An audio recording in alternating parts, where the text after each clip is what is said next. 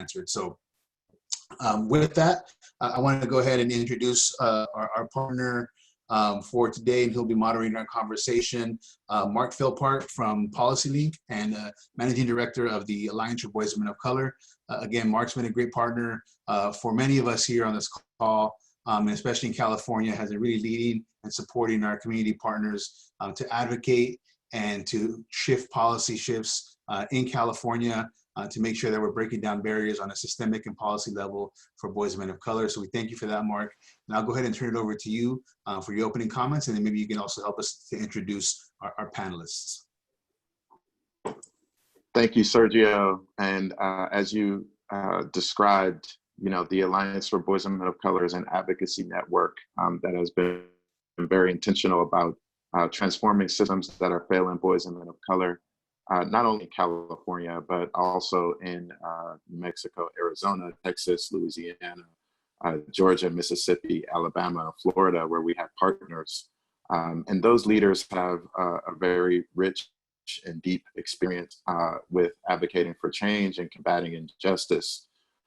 We're excited to be able to spotlight focus on health disparities today. As Sergio mentioned, you know, COVID-19 has really revealed what we've always known to be true, particularly around health disparities. You know, the way that this virus is transmitted really operates along the same fault lines of inequity that our communities have always lived within. And when we think about what that requires of us in terms of a response, we really have to do that in a way that centers the voices and experiences of those leaders who are disproportionately impacted and who are on the front lines. We know that health disparities in this particular moment in time in our history are now being thought of in very different ways, and the manifestation of these issues are coming up in ways that impact every facet of our life. And these are things that we've already known, but you know, now they're being made more clear. You know, challenges around how employees and workers are able to have their health supported are front and center.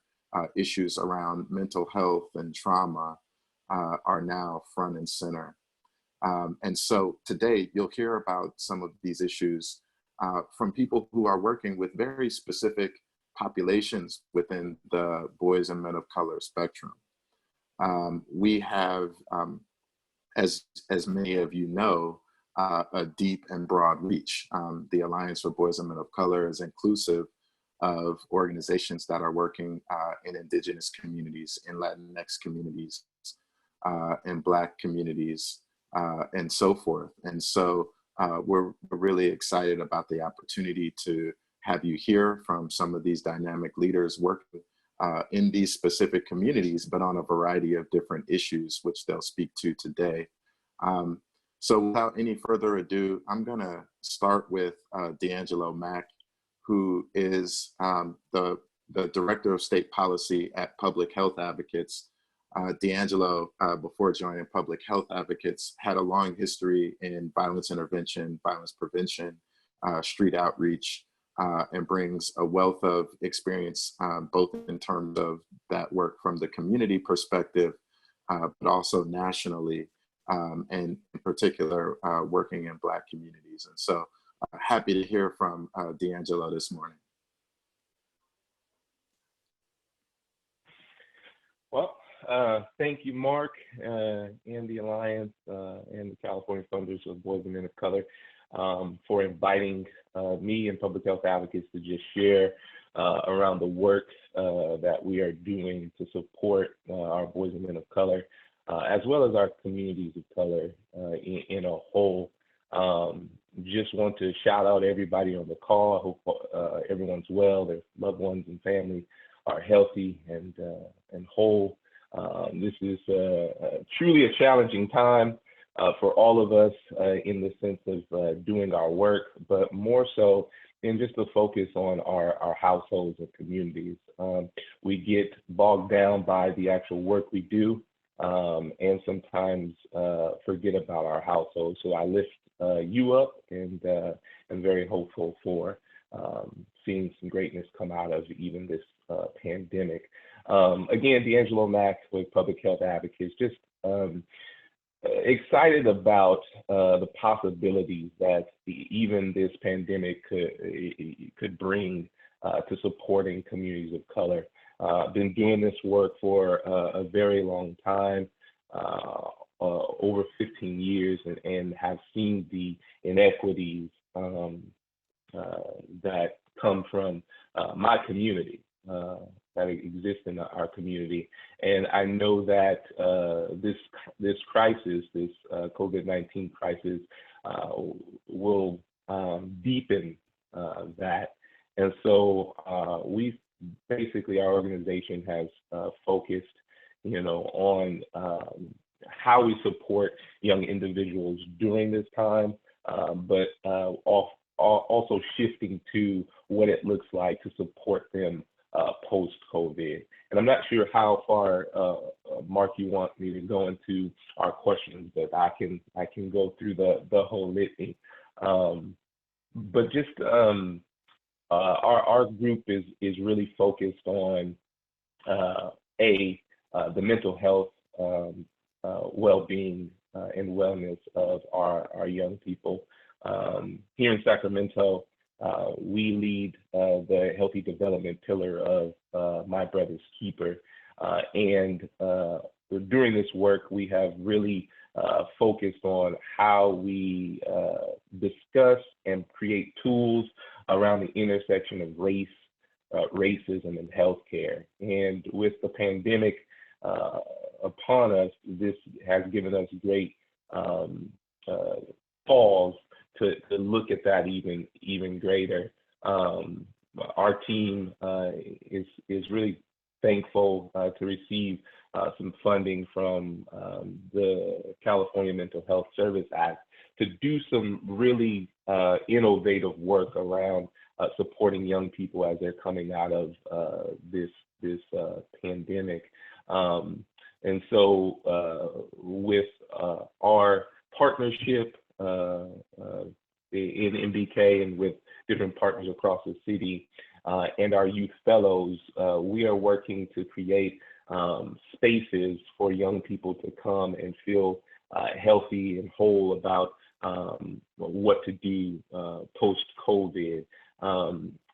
We have young people who have developed great innovative tools such as mental health wellness apps to connect young people with supportive and responsive mental health services, trusted folks that they know in the community, so that they can go forth and be supported that way. Also, we have created, in conjunction with young people, these healing and learning series that we come together and just discuss what tools are needed with health professionals across the region to better support our boys and men of color, giving them tools to take back to their hospitals, their doctor's offices, their therapy rooms, and better support our young individuals. One of the things that I'd love to highlight as well is just this idea of essential workers. For many years, I've worked with violence interventionists across the country, and currently, violent interventionists in most places aren't seen as essential workers. But what we are seeing is they're serving those roles in great capacity, right?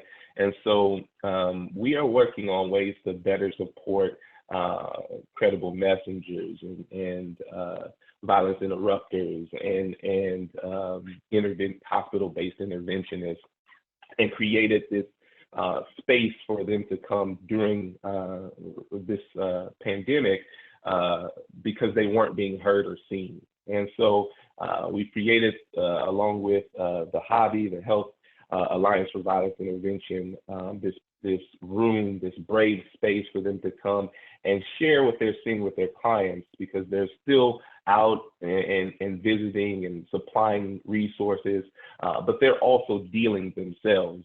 We know that most folks doing this work intervention-wise come from these communities, so it hits home. We also know that they don't necessarily take care of themselves. They have a community mind first mentality, and so we are doing our best to check in with those individuals and provide mental health service resources and the like to all interventionists as well.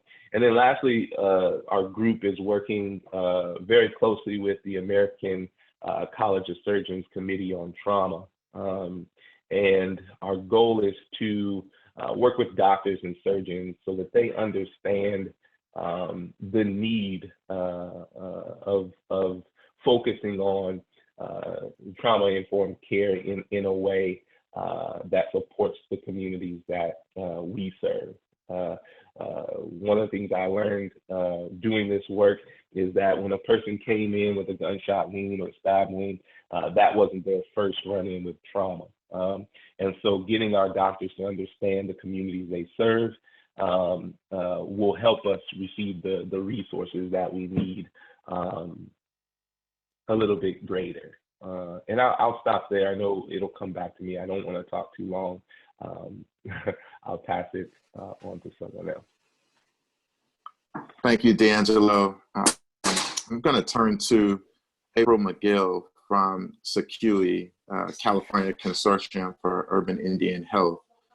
April has been at the forefront of health issues in indigenous communities throughout California, and has powerful examples to share, as well as work on this front in light of COVID. April?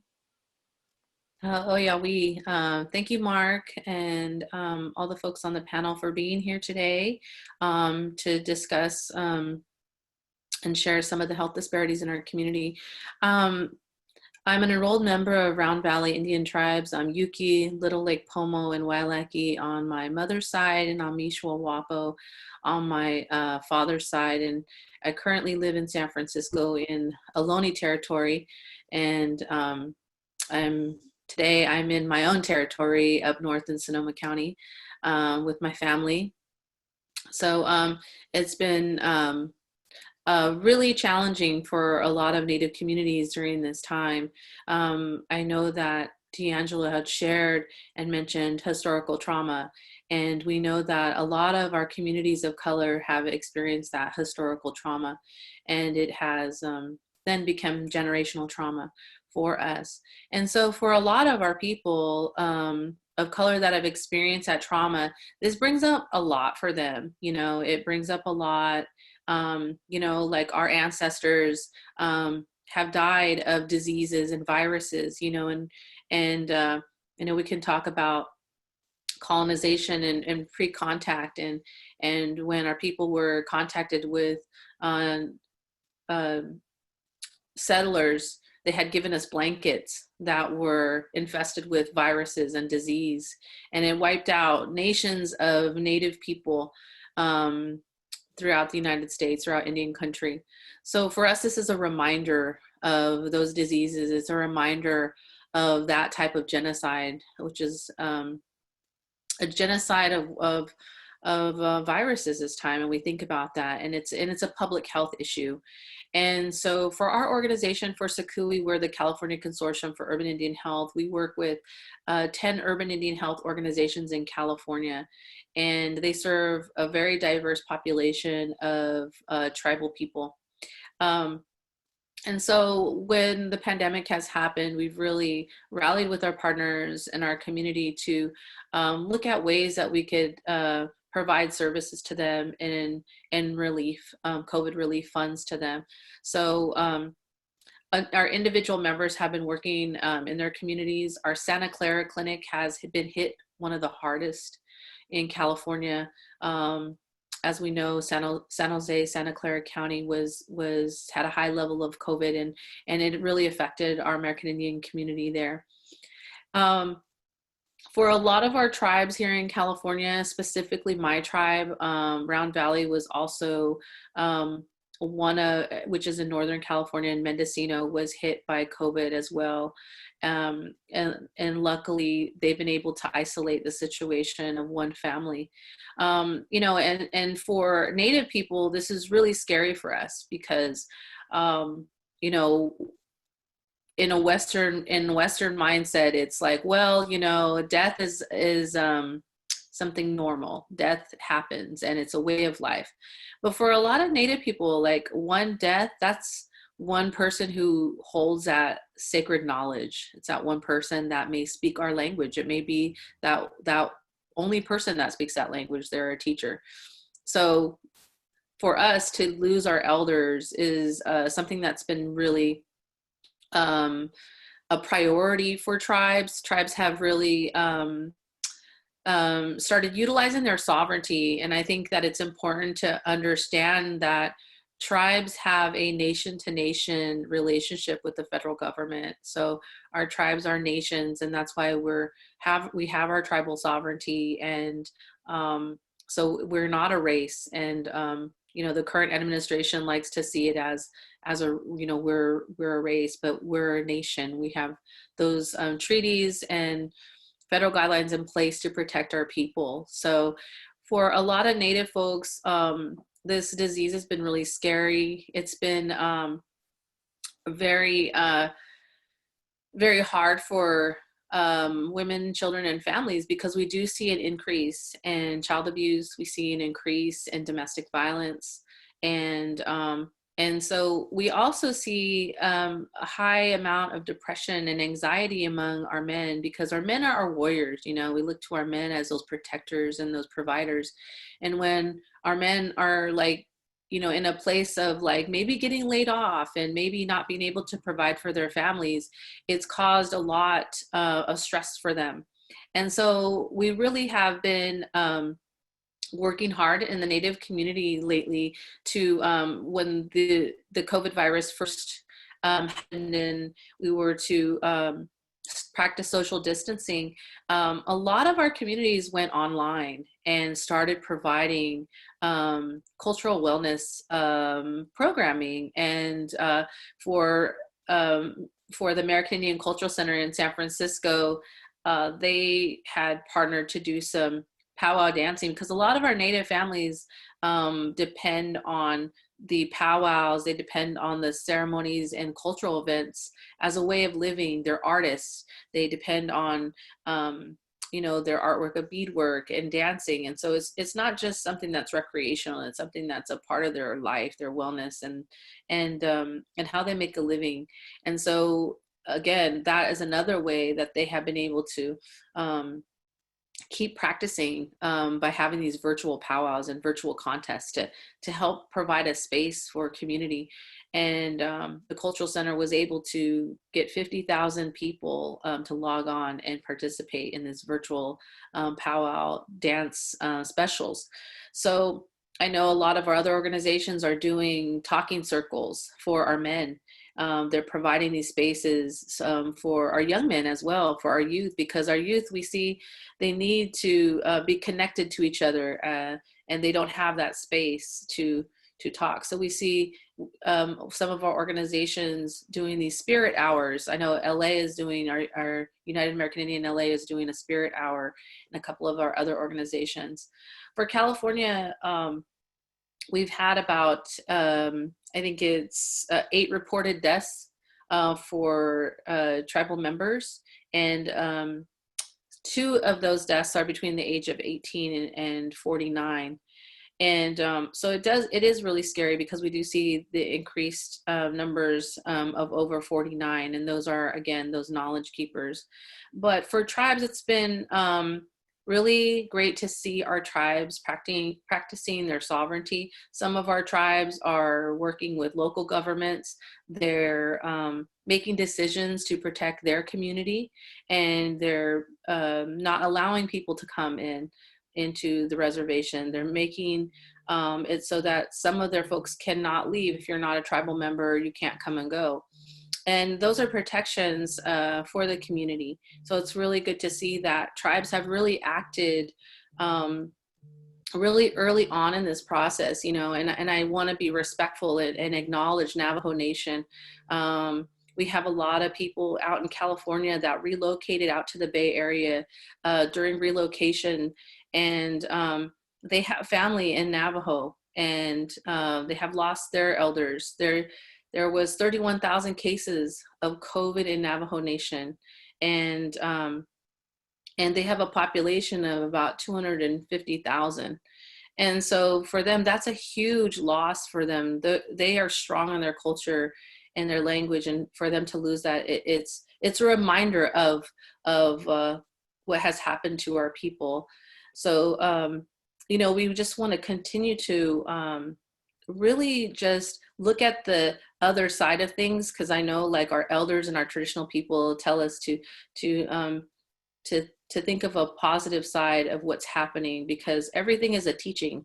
And so when we think about that, we've seen our communities really come together, and we've seen this time of practice of traditional practices. So we see of reconnecting to your higher power, reconnecting to your language, reconnecting to song, reconnecting to your family, because we get so in this fast-paced mode that we need to slow down. And so we look at it as a message of, it's time for us to slow down. So let's take that time to really think about what's important to us, and think about how we can move forward, and just kind of how I see it is like rejuvenate our spirit and get reconnected. So we have to see the positive side, and we're lucky for technology, because technology has really helped us.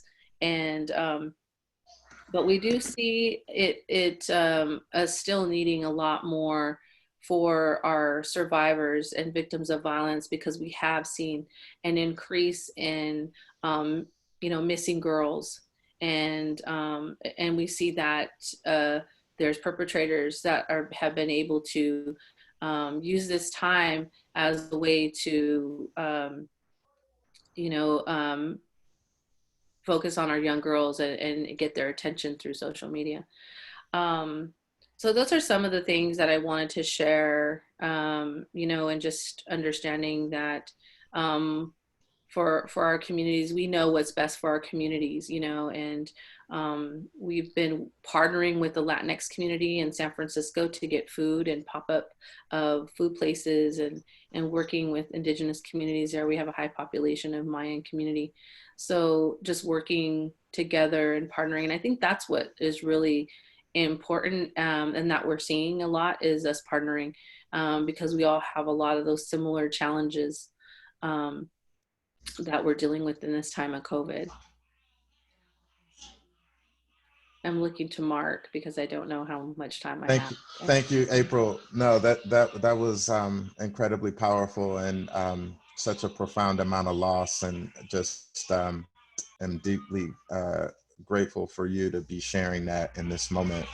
I know that every time we have to communicate things that are trauma related, it just reopens wounds. And so I'm grateful to you in communicating all of the challenges that your indigenous family is experiencing throughout the various nations.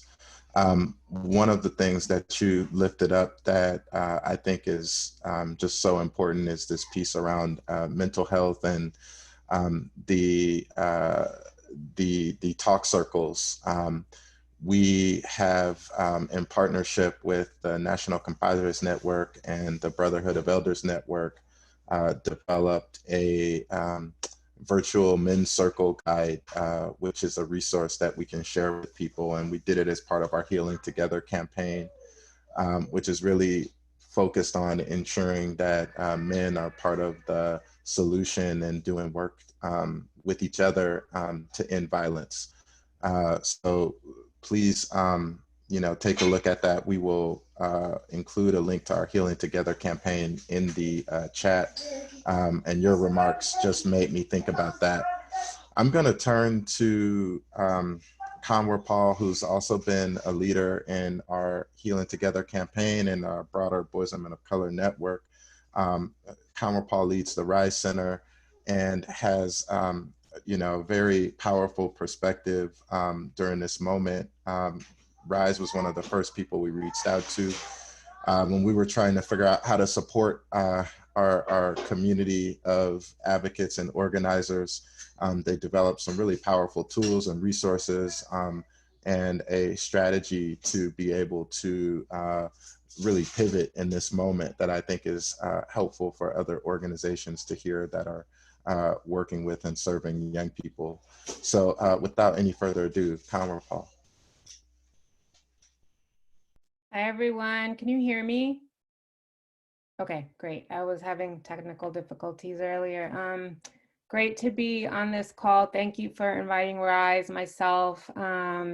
It's good to be amongst folks I know and can, and to meet new folks as well. And I'm gonna actually share, I have one slide. So while I do the screen share, I'm gonna invite us to take 3 breaths. Breathe in 4 counts and exhale 6 counts. So go right ahead.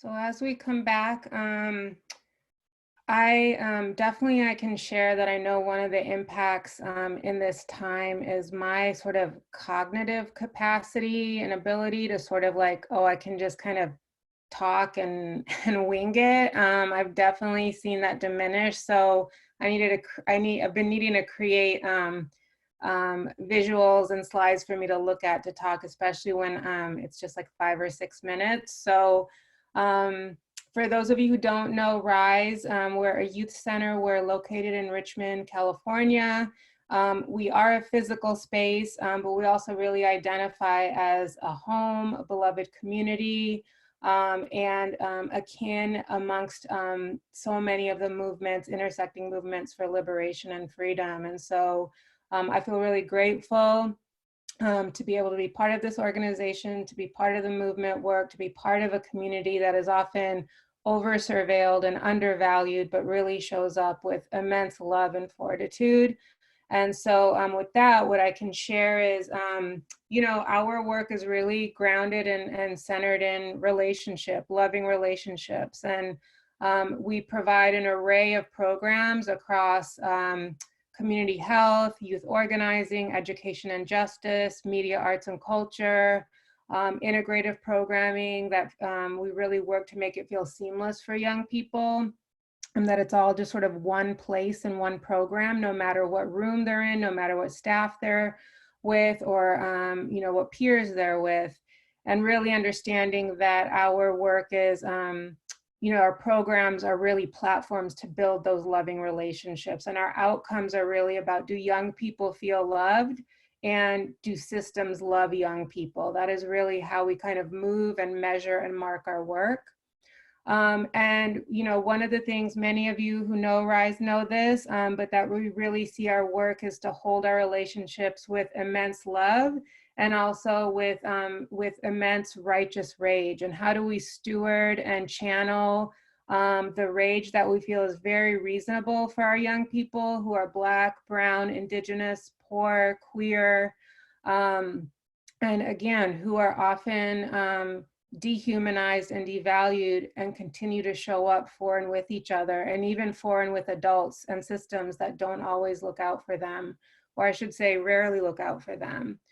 And so with leading with love and rage, being relationship centered, we had to make sure that as we had to move from our on-site work to being online, that we were going to try out everything we can to keep young people engaged. So we have many programs now that are online. I'm going to share this information in the chat, but next Thursday the 21st, whenever the 21st is, from 3 to 7, our young men's group will be hosting an intergenerational mixer. So we invite anyone and everyone to attend that. And again, I'll put the information in, but many programs on site, online. And I think similar to what we've heard before, it definitely, those spaces to just share what's going on, to see each other. One thing we're hearing over and over from young people, especially young people who are in school, is we're only seen as students. And so all that's talked about is sort of distance learning and education, but we're friends, we are family, and no one's talking about how that's been stripped from us, and how to make spaces to reconnect. And so we need schooling to actually do that. And so this was something pre-COVID, it continues to be the case, but now is more exacerbated by the shelter in place. We also started pretty quickly to put in place just doing weekly calls to our members who have sort of been in the space pretty regularly over the last year. So they may or may not be engaged in programs, but we're doing regular calls just to check in, to let them know what's going on at RISE, just to make sure they know RISE is still providing programming, but also if they need tailored supports. I will share that in the first few weeks of the shelter in place, our sort of case management, trauma response, and clinical load, it wasn't necessarily full. As we talked to young people, we heard, I'm okay right now. It feels like a vacation, like in the first few weeks. But what we imagined was as the shelter in place and as this pandemic went on, we would probably see the increased need. And definitely over the last few weeks, the load on the system to provide clinical tailored crisis supports is increasing. And we're getting calls both from members, but also members' families, sort of their peers and their kins in other places in California and in the country for support. And I wanted to share that here because I know there's folks from all around the country on the call. We are definitely seeing what we predicted, and we imagine and know that it will continue well into the coming months and in the year. I also want to share in the time I have, we have been able to, since the shelter in place, convene what we're calling our West Contra Costa COVID Community Care Coalition. So over 100 partners from different sectors and fields have come together to really identify what's a coordinated rapid response effort, but really grounded in principles of sort of equitable recovery, systems transformation, that as we are responding to the immediate needs of this crisis, we have to continue to name the structural conditions that brought us here. We have to understand that a pandemic, is a health pandemic. It's about the political determinants of health.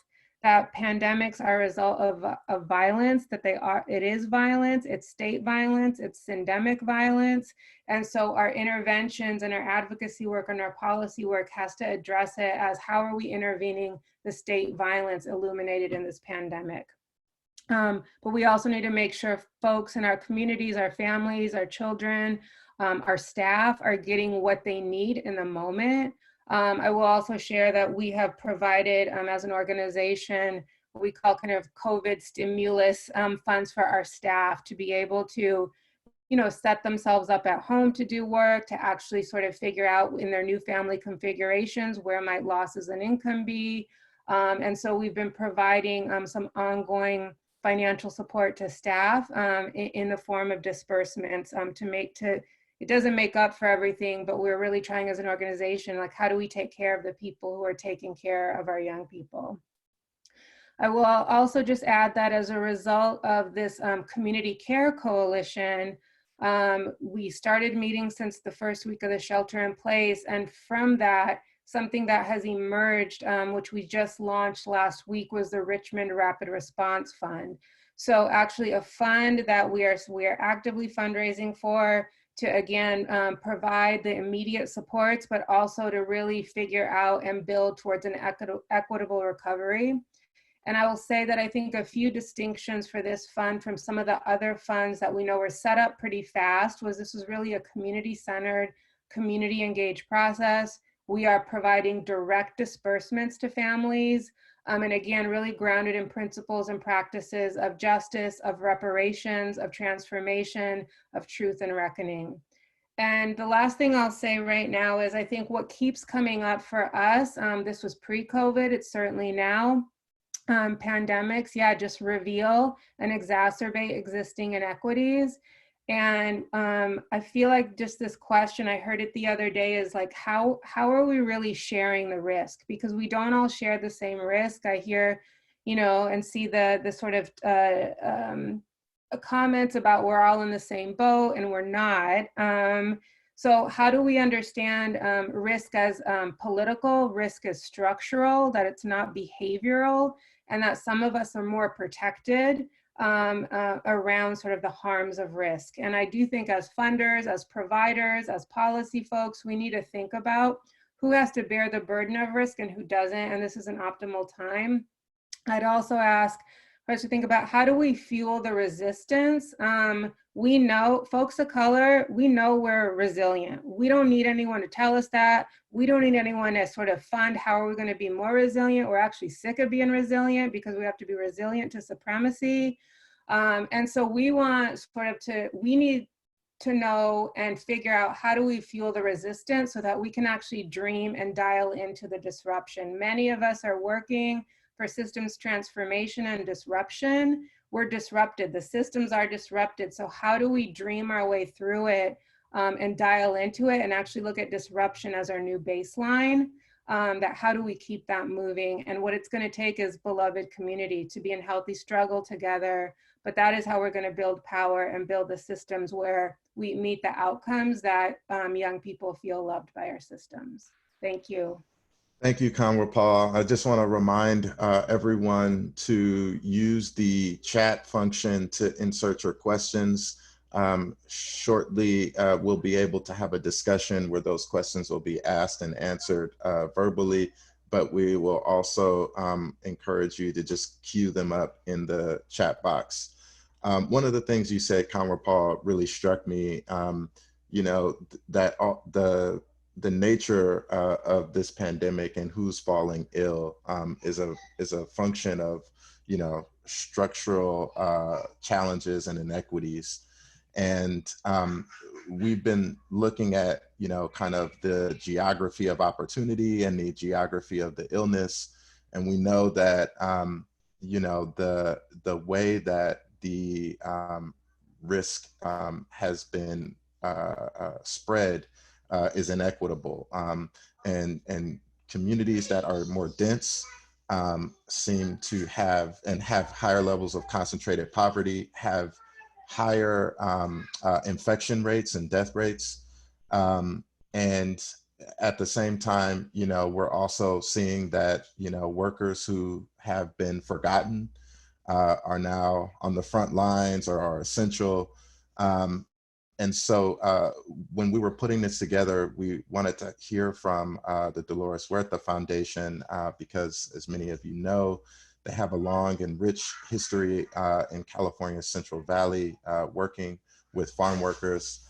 And that community has really been, in many ways, left more vulnerable because of federal and state level policy decisions, which have excluded farm workers from being part of the National Labor Relations Act and being able to collectively bargain for certain things that would allow them to have the same protections that many others have in other industries and sectors who are able to organize.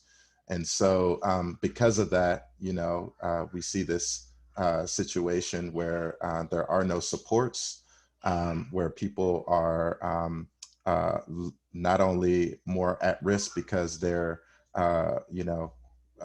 having to work in these very challenging conditions, but they also are not in a position to take time off and to do the other things that they need to do in order to take care of themselves or their families. And so we're really excited to introduce Cecilia Castro, who's the Education Policy Director at Dolores Huerta Foundation, but has a really rich understanding of, how these health issues are playing out in her communities in the Central Valley, and in particular, a farm worker community. Would love to hear from you next, Cecilia. Hi, thank you, everybody. I wanted to just really thank the Alliance of Boys and Men of Color, because historically the Central Valley is often forgotten and underrepresented. So we value the space to be able to share about our farm worker families and communities and really uplift what's happening. And so a little bit of background about the Dolores Huerta Foundation. So we are in the Central Valley, in Kern County, Fresno County, Tulare County, and more recently in Antelope Valley, which is in Los Angeles County, but really close to East Kern. And our focus areas in the foundation are really civic engagement, which is our integrated voter engagement, targeting low propensity voters all year round. We have our education advocacy, which focuses on dismantling the school to prison pipeline and advocating for policies that promote health and racial equity in our schools.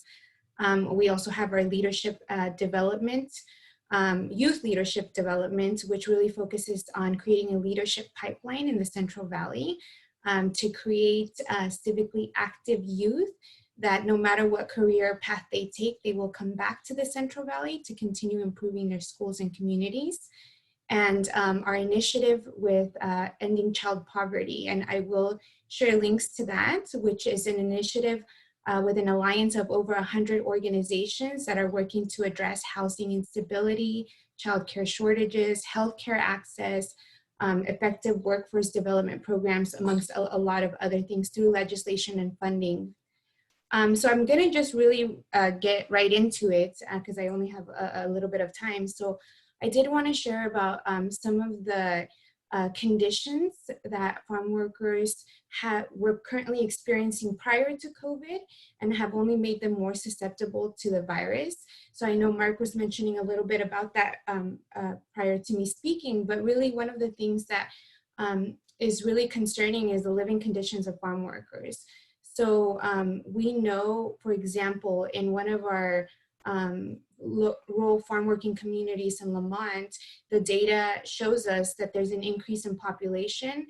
And in fact, they're all constructing and building a new school because of the increase in population, but there's no housing development, which really tells us that there are a lot of families that are living 2 families to a house or more.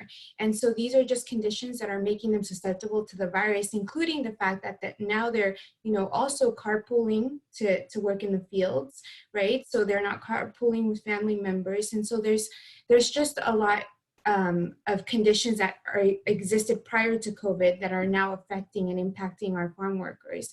And one of the biggest things that, we've been hearing from our farm workers is this issue of protective equipment.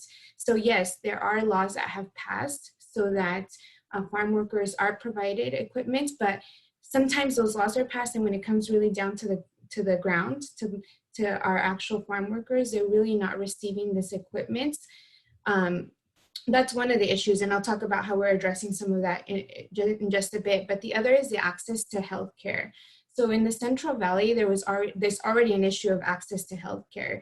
So there's about 138 active physicians per 100 residents in the Central Valley, compared to 237 physicians over 100 residents throughout the state.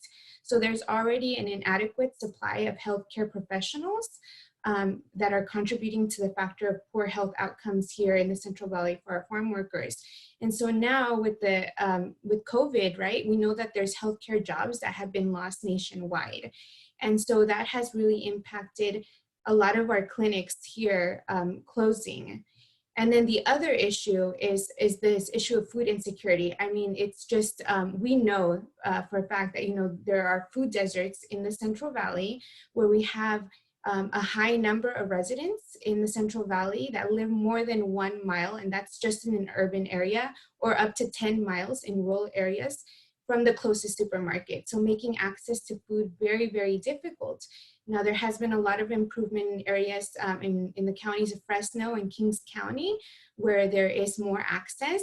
But then when COVID came, I mean, there were a lot of food banks that, you know, were, there are a lot of food banks popping up, basically, right? But all these food banks were not accessible to farm workers. I mean, the hours are not accessible, and there was really no sense of urgency to make them accessible. So even we were in conversations with some of our food banks where this issue was raised of the hours not being accessible to farm workers because they're during working hours, and it wasn't something that they had considered until we were part of the conversation, right? So another of those issues is that during school, the hours that food is being distributed at school sites as well is also not accessible to our farm workers. And when our children, you know, are at home during this time, our parents are off at work, and children are going without nutritional options because they, one, don't have a car to get to school to be able to pick up the food, or it's during hours that parents are not able to pick up those foods. So really, you know, what the DHF has been working to address these inequities and what happened during COVID is that we really sprung into action. So one of the things that we started doing is this remote phone banking, right? So we had to learn to organize in a different way to be able to still get in contact with our farm workers. And so we established a remote phone bank where, one, we had to really educate our community members on the census, right? We were really, really working on the census because we know that COVID's gonna have a huge impact, economic impact. And so, you know, already this issue of having to close down our clinics, we understand the importance of how the census is really going to help our communities thrive in terms of funding and representation, which is really needed in the Valley. We also really had to address this issue of resources, right? So not only educating our community members on the importance of protective equipment, but also providing them all those resources, including finding those resources that made it, that have these hours that are accessible for our farm workers. And lastly, we are currently working on establishing a food bank across our satellite offices. So we have 5 satellite offices where we will be having food banks that are organized by our community members themselves, of course, practicing social distancing so that we can make sure that our farm workers do have access to food and healthy and culturally relevant food options. In terms of our education work, we actually were advocating for summer-long food access. So one of the things that we're in danger of is that, you know, during the summer-long breaks, that students won't be able to access nutritional food options, right? So during the spring break, we actually worked with Stanford's Nutritional Policy Institute to find ways, innovative ways that school districts were addressing this issue of food insecurity and were able to provide these meals during the spring break. And now working to advocate with our parents and our students to do that across the 17 school districts that the foundation is currently organizing in. And then I just, you know, I only have about 1 minute or so, so I really did want to touch on one of the issues that we are foreseeing in the summertime, and that is the prioritization of work over education. So because of the economic impacts and our students often working in the fields during the summer, that is a big issue that we've had in the past. An example is we had a young person who you know, was telling us that they couldn't participate in one of our tour that we have for young people where they learn and go across the states learning how to be civically active because they have to help their family by working in the fields. And so we were able to provide a stipend for that student to be able to participate in the program. But this is an issue that, of course, is going to happen throughout the summer because we have a lot of our students. Even now, we understand that now students are not learning it at home, right? And so many of our youth that we've in our communities are resulting to having to help and work to help their families, right? And we know that there's going to be a lot of funding.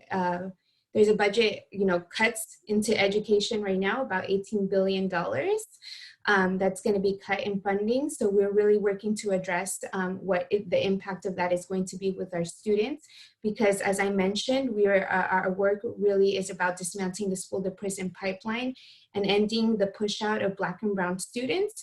In fact, we have a lawsuit against one of our high school districts for discriminatory discipline practices.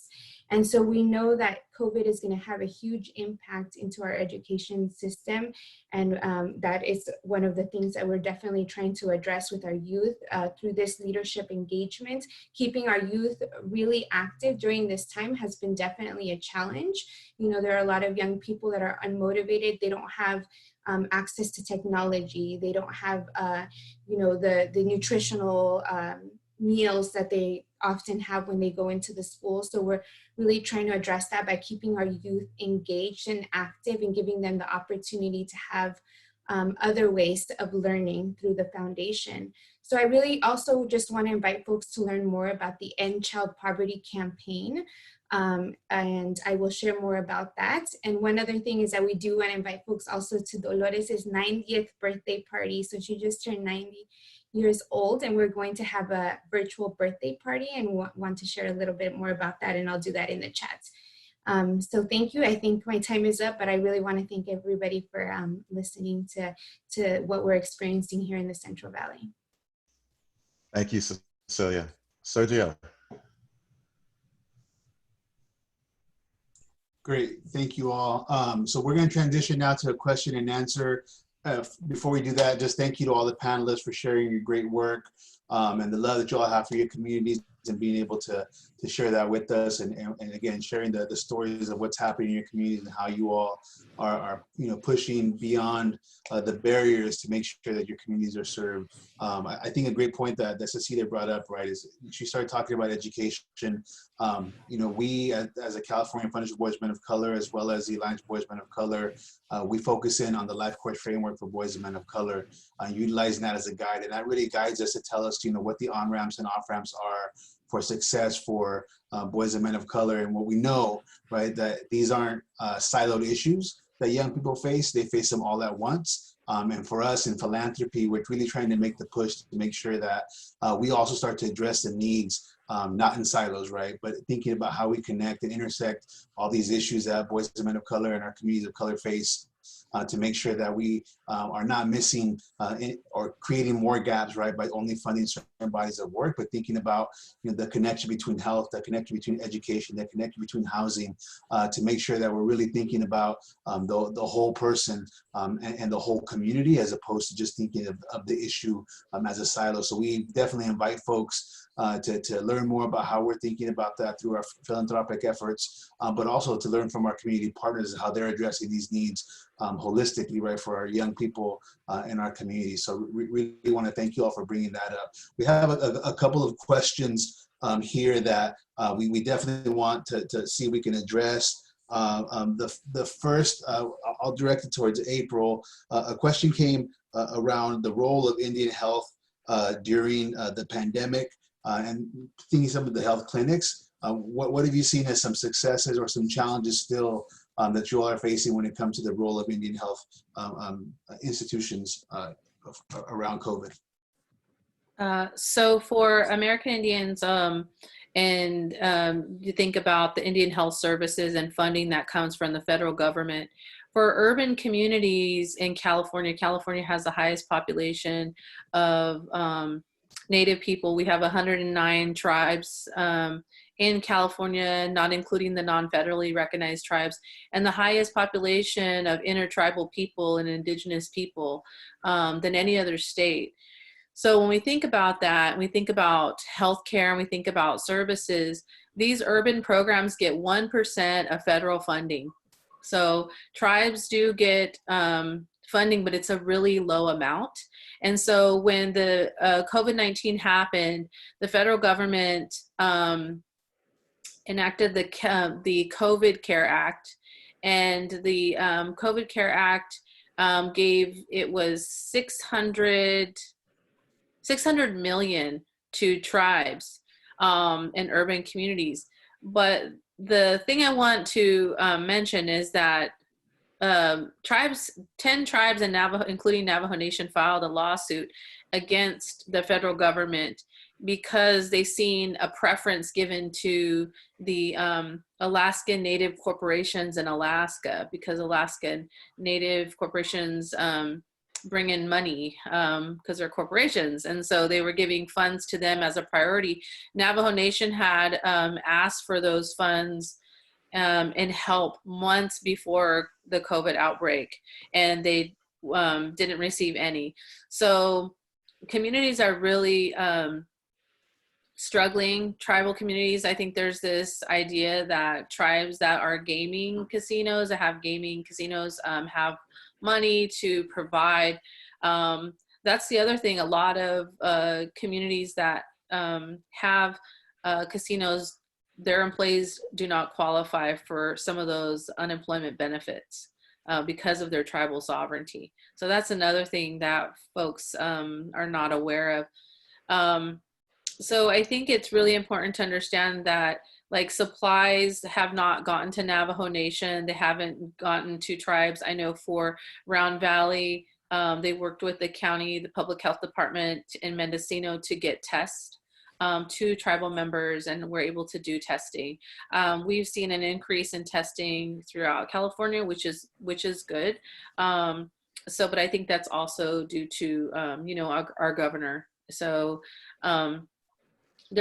there are those things that are good. We do have lower numbers than a lot of other states, but it's still we really don't know if those numbers are accurate, because we see a lot of Native people going to hospitals, and one thing that we see is misidentification of Native people. So you may enter the hospital, or someone was saying you're born Native, but you're dying white, because they're labeling you as a white person. And so again, there's those misidentified situations of the count of actual deaths within COVID. And when we think about services for our Native people, there's a big health disparity when it comes to diabetes. We have the highest amount of diabetes, Hep C, and other health disparities that put our people at risk as well. Great. Thank you for that. Another question just came about. This can be open to anybody. We know that many of the folks that are on this call today are on the panel are from California and spoke about the work that they've been doing in California. Can any of you all speak to some of the issues that we're hearing from across the country, relative to the topics that you all described? I know, and I think most of us know, right, that across the board, what we all spoke about today is happening across the country, but is there any specifics or any hotspots that we want to maybe uplift? I think that'd be a good piece. And I don't know, Mark, if you want to start given your role with Alliance for Voices of Color on a national level, what you're hearing from some of these spaces across the country? Well, I mean, I don't think it's much different. What I would encourage us to do is to maybe take that offline in order to source insight from our community and our network. We can follow up and try to hear more specifically how we might be able to address that from people who are working on it in other parts of the network. Great. And that, just to say also that as we develop our next call, we are going to be focusing a bit more on how to bring in more of a national perspective of that work. But agree with Mark that, again, some of these issues are happening, relatively across the country. And again, have been happening again for decades. It's not anything new to the folk. It's just been exacerbated and been now brought to the surface with this pandemic in play. So a final question for all of us, for all the panelists. And we'll go one by one pretty quickly. If you can name just kind of your top 2 to 3 changes that you want to see now, but moving towards post-COVID, as I spoke about earlier in the opening, right? The opportunity of this pandemic now that the issues are surfacing, right, of what's been happening for decades, what do we see? What do we want to see as far as policies, practices in the post-COVID spaces that we think about, right, and really thinking about creating this a new normal that should be working for all of our communities, as opposed to what we've seen as the old normal, right, that folks want to get back to that a lot of us really don't want to see again, right? So what are some of those top 2, 3? And we'll start with D'Angelo if you want to maybe kick that off for us. Yeah, sure thing. Thanks, Sergio. That's a great question, by the way. I know that currently states are hurting financially. Here in California, Governor made an announcement that this is going to be the greatest deficit that California has seen. It's already at almost $54 billion or so, and we know throughout all the different states that are represented on the call. The services that are affected most affect those that are most marginalized, right? Not only that, it affects young people. Usually youth services are the first thing to go. We talk a lot about, education and pouring dollars into education. Our governor spoke about that yesterday and his goal. But we don't talk about these youth services that are keeping young people safe and healthy, that are ultimately going to be on the chopping block. So I would start really there, as we all know, the future of this country is in the eyes of our young people, and we continue to put them on the back burner, cut their resources, and expect a brighter future. So policy definitely needs to be pushed around supporting young people. Second, I believe public health and public safety go hand in hand. And I believe that what we're seeing during this time are people hurting. We have folks sheltering in place in abusive situations. We have young people who are committing suicide and having issues mentally. We have, I believe, a shift in policing that's going to happen. I think about policing and the different shifts that have happened.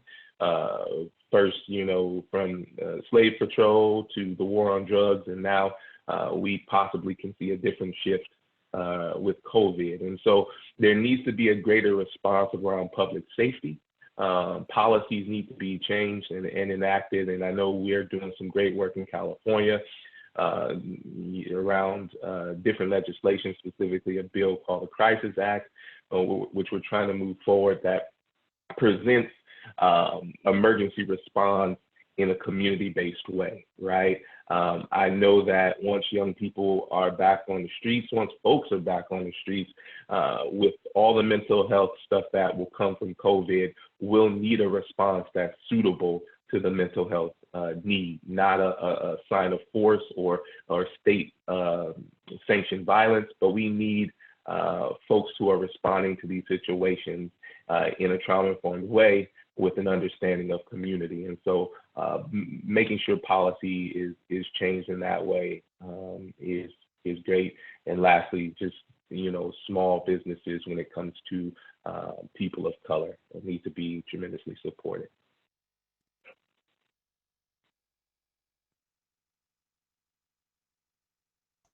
You're on mute, Sergio. I was on mute, thank you.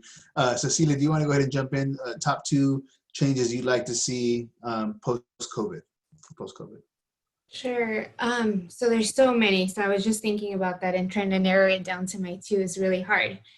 But I think for us, definitely something that we would like to see is stronger protections for farm workers and essential workers. So that really means, increased funding for Cal OSHA, and just ensuring that our farm workers are protected.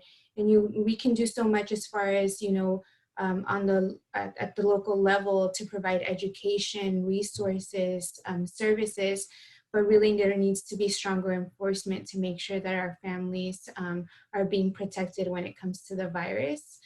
The other thing is that I talk about this a lot because I do, work in education, but really just going back to ensuring that we have those resources for education, and that we acknowledge and understand that education is a right and has now become a privilege, where a lot of families that don't have access to the technology, that don't have all the services and supports, including mental health supports, which I'm glad that somebody else touched on that, because that's something that we've been strongly advocating for prior to COVID and has basically become non-existent now. And so we know that that's going to be a big challenge when we do transition back into in-person school. And so we definitely need more supports and services to go into education. And I think that needs to be something that is addressed at the national level. And not only that, but also this funding, right? Somebody did just mention that we are in a deficit. And I think the funding at the national level really needs to happen for our communities. So I would say that those are three of the changes that really want to see: the stronger protections for farm worker and essential workers, acknowledging our education as a right, and those providing those resources and services for our schools, and then economic relief with an emphasis on those family on our undocumented families, which we know many of them are farm workers. And thankfully here at the state level, we do have funding that is coming down. Actually, we're very excited because on May 18th, we'll actually have more information on what that's going to look like, but that definitely needs to be addressed at the national level. Great, thank you. Conrad Paul?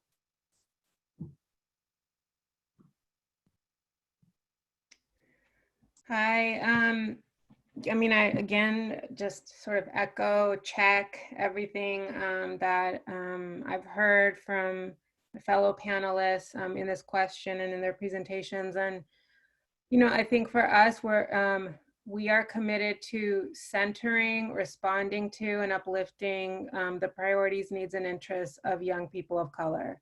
And we actually really believe everyone should be doing that, every system, every organization, every agency, because then we will all be better. By better, it doesn't mean we're all going to necessarily feel good. By better, it means we're going to share the risk. So then we get to actually share the glory. And so I think it's both, like, how do we do the work? So again, getting the supports to our families and our communities in this time of elevated crisis, but it's for so many of us not the first crisis. It's elevated, but the work and its ability to be transformative is going to be about the framework. So if your framework is just about being transactional, it's about charity, it's about supporting the status quo of white supremacy and capitalism, then the work that we're doing will continue to codify the conditions of dehumanization. We need our work to be transformational. Transformation happens through healthy struggle, and through committing to relationships, especially when we feel we're in struggle and we feel vulnerable and we feel like we've got to protect stuff that actually doesn't belong to us. Thanks. Very powerful. Thanks, Conrad Paul. April. Thank you, everybody, for that, because I'm in like 100 agreement with all that, and those changes are something that I want to see as well. I just hearing what D'Angelo had said earlier really sparked us to remember those that are incarcerated, those that are behind the wall. Here in California, I think it's Lopuk, California, there's a prison down near Santa Barbara that there's 792 inmates who were tested positive for COVID. 14 of those were staff. That's 68% in one prison, and that's a high rate. And we know that the majority of those folks that are in prison are people of color. They're our relatives.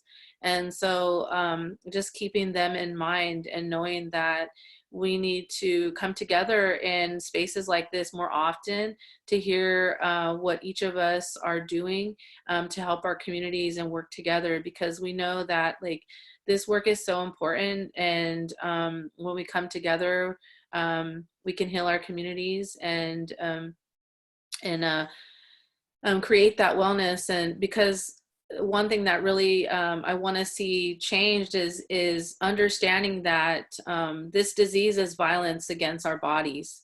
It's violence against our spirit.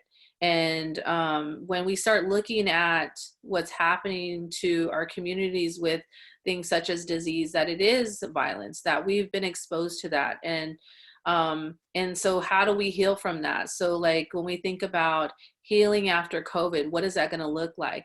It's recognizing that we're putting money and the economy over our own wellness. And how do we make change within systems, and getting folks to understand that for Native people, you know, if we want to go sweat, that's a part of our wellness. If we want to see a traditional healer, that's part of our wellness.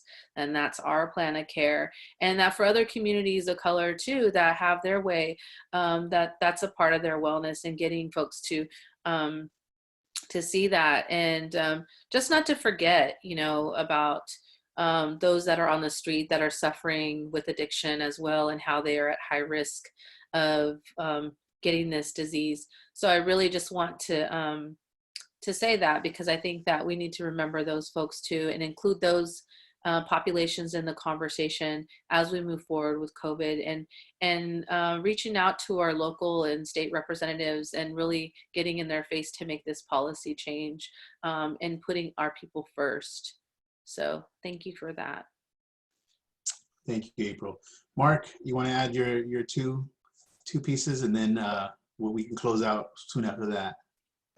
You know, I don't have anything to add other than profound gratitude to all of the panelists for just, you know, showing up in such powerful ways, not only in this moment, but you know, just in your communities and for your organizations.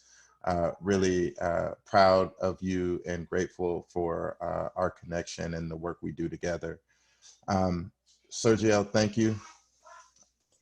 Cool, thank you. And again, I'll want to echo Mark and extend the gratitude for our panelists. I want to extend the gratitude to all the participants that joined us today and took time out of your day to join with us and to learn and hopefully share some of the work that we've been seeing here in California and across the country, to really uplift these stories of our communities, to make sure that we're also learn how to address these needs, right? And together, I think we can make a really big impact if we think about moving into a new normal, to not go back to the places where we've been and where we know that our communities have struggled and have been hurt by the politics, and also by the intentionality of the way that our communities were built, right? So just want to extend that gratitude for everyone. Have a great weekend. Be safe, stay healthy. And then, we'll see you all soon. We are going to have another call very soon. So please look out for that outreach as we develop that. And we, again, hope to see you all very soon, and hope to work with you all in the very near future to move this along. Thank you again. On behalf of CFBMOC, the Alliance of Boys and Men of Color, and the Executive Alliance of Boys and Men of Color, we thank you very much. Oh, yeah, we. Yeah, we.